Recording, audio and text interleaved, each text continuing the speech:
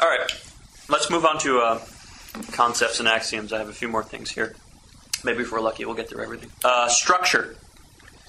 The longer a work, the more structure is needed. We talked about that briefly. If it's several pages, it can be one meditation. You don't have to worry about where a character's going. He could just be in a bathtub for a page thinking. If it's a short story, it generally requires a sense of art because that's what people are expecting. That's what they want. And then, a novel is, as I mentioned earlier, like the Brooklyn Bridge of engineering. There's a lot of different ends that are coming together and coming in and coming out. And I won't take a side as to which I prefer because I think they both have wonderful points. The more structure you have, the more logical it's going to feel and the more crafted it's going to feel. The less structure that you have, the more spontaneous a work is going to feel and the more vital it's going to feel. And by vital, I don't mean important, I mean alive. And not to say that a logical or a more structured thing is dead, but there's a vitality to it.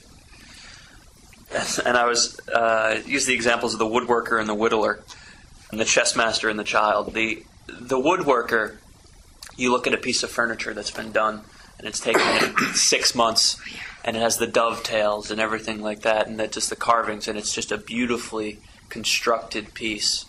And then you look at somebody that whittles something, and they take a stick, and the knots aren't something that you're trying to train out of the work. It's something that you incorporate into the work. And it's more feel, and you leave rough edges intentionally because it gives a certain feel. That's the difference. And the chessmaster and the child, you look at a chessmaster and they've spent years determining all the moves and things like that, and they know the constructs of the game and they've become masters of that construct.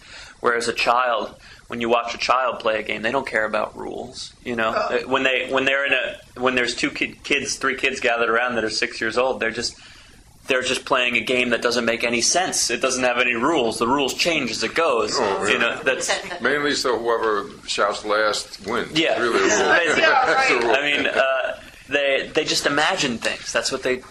Sure. So that's why they're so happy. Yeah, and that's what the spontaneity and the vitality of it. That's what I'm trying to get at. And there's nothing wrong with either of those things. They're both marvelous things, the chessmaster and the child, but they they both have their virtues. And of course, I'm talking about the poles. There's everything in between. But Alan Grantham invents his own chess game shows. Really? Yeah. He just starts with the chess sets and invents new ways of playing chess, all the time. He's 4 years old. Nice. Yes. Yeah. That's great. I was thinking of this, talking about that, playing with my grandchildren. It's hysterical. Yeah. That's the engineering. Mm-hmm.